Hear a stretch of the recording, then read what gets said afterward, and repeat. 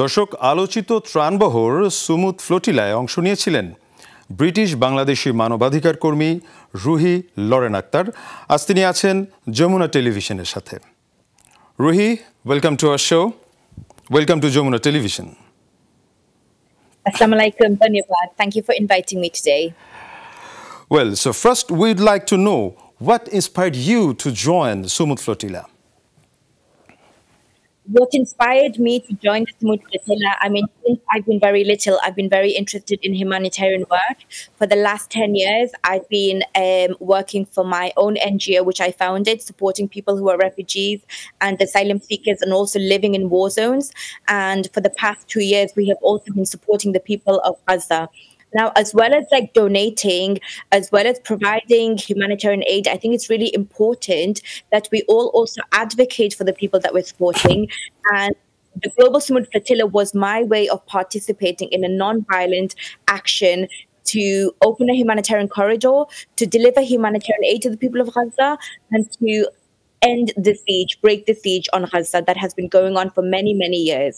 What has life been like in Flotila, like your typical day, your responsibilities? আমি ফয়লা হইতাম সাইদানে আমি boat-এর উপরে কোনদিন প্রথমে গেছি না, only on ferries. So this was my first time. It was one of the most difficult things that I've ever done in my life, actually. It was very difficult because the boat অনেক সময় খুব fast চলের, so আমরা লড়াচড়া খুব difficult, challenging থাকে। এর উপরে like different timings, রাতকে ঘুমাল যায় না, bed হল বেশি নাই, so we sleep outside as well. On top of that, but you know what we have to remember, আমরা remember করা লাগবে যে প্যালেস্টাইনের মানুষের উপরে যেটা যার আমরা যেটা ছোট করি এটা অনেক compared to what the Palestinian people are going through, so we can withstand that. My day started off in the morning with many different chores, from cleaning to cooking to documenting, and then also at night we had to do night watch because, as you may be aware, you know, the Israeli authorities were dropping chemicals and bombs on some of the boats with drones, so we had to do night watch as well. So we had different shifts for different activities throughout the day. There is always threat of Israeli attack. When IDF attack your ship, how you deal with that? So we were always aware that there could be attacks from the IDF, the IOF, as we should call them, the Israeli Occupation Forces, throughout the journey. Even sort of when we were at the ports loading and boarding, both had been attacked at the port as well. How do I deal with it? One, I am a Muslim, so one, praying helps me, keeps me calm, knowing that Allah subhanahu wa ta'ala is there for me.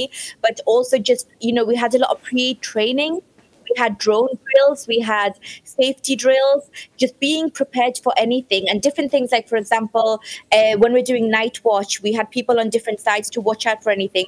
We were documenting. We had different helpline numbers, emergency numbers. We had a ground team, as well as those that were on the boats. We had a ground team. So we had all the sort of safety and logistics covered. But of course, we never know what the IOF is capable of doing. So we have to be prepared for anything. And I think it's one of those things that we went there knowing those things, and we're ready to put ourselves there for the people of Palestine and Gaza. So what sort of international support you got from your community, from international community, as you are a British citizen? So from the general public, there's been a lot of support. I mean, since I've been on the flotilla, the messages I've been getting from people has been amazing, from our local communities, from the South Asians, from the Bangladeshis in the UK as well, from those who are working in humanitarian fields. Now, I have to also mention that all of our governments in Europe, including the UK, are complicit to the genocide in Palestine and Gaza. You know, our governments are not doing enough. Our governments are not condemning what's happening. Our governments continue to arm the IOF in the genocide against Gaza. So from the authorities and the government, I think there's been a lack. Our Prime Minister refused to comment on whether he would support us as British citizenships on the Global Jamuna Flotila.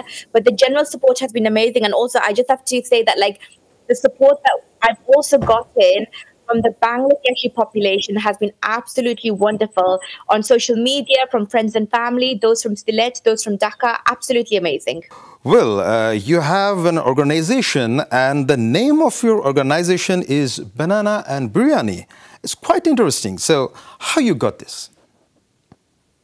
So what happened was that in 2015, I remember the exact date, on the 3rd of September, when I saw the body of Alan Kurdi, the 3-year-old Syrian boy washed up on the Turkish shores. That really affected me because my nephew Usman is the same age. I kept thinking to myself, this could have been my nephew, this could have been my child. So I decided to start volunteering and helping in refugee camps.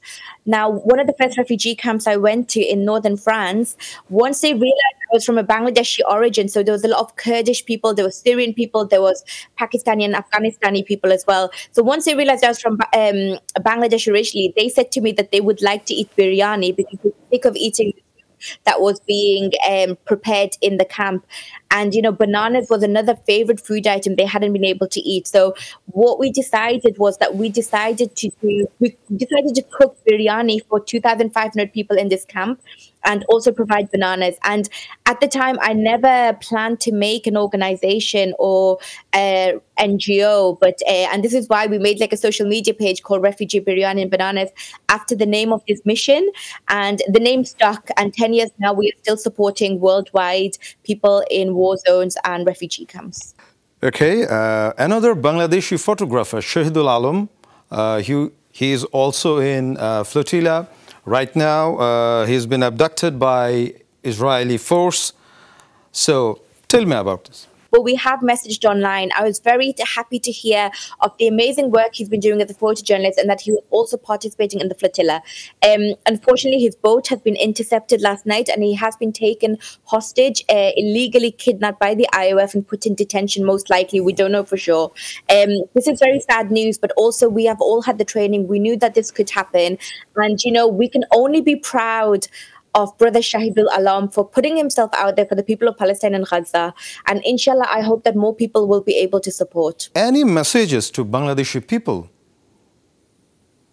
Yes, আমি try করবো একটু বাংলা মাতা লাগি আমার বাংলা হতো বেশি বালা নাই সিলেটি মাতি আলহামদুলিল্লাহ স্টিল আমি আমার বাংলাদেশি ভাই বোন রে হইতাম চাইতাম যে our duty as Muslims or any religion, or even if you don't have a religion, for the sake of humanity's জন্য our duty আমরা যারে পাই I can help করতাম হইতে পারে আমরা own country মাঝে help করতাম in Sylhet, in Bangladesh, in Dhaka. Many people are living under the poverty line, or for the people of Palestine and Gaza, or we have many other wars and conflicts in the world. For example, Sudanese মানুষের অনেক সাহায্য লাগে তারার দেশের মধ্যে যুদ্ধ, or Congo also. So please Bangladeshi ভাই বোনেরা, অনেক মানুষ আমার লাখান আপনারা লাখান অনেক মানুষ privileged, you know, we can still go to school, we can still work, whatever we can do for the sake of humanity, for the sake of any religion that you might practice or not practice.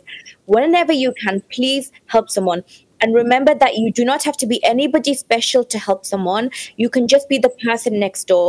You just, even like sharing a post online really, really helps. Donating, supporting, talking to your MPs and politicians, and raising awareness online, everything helps. Okay, Ruhi, thank you for joining with us. Thank you so much, Dhanyabad. Thank you for inviting me today.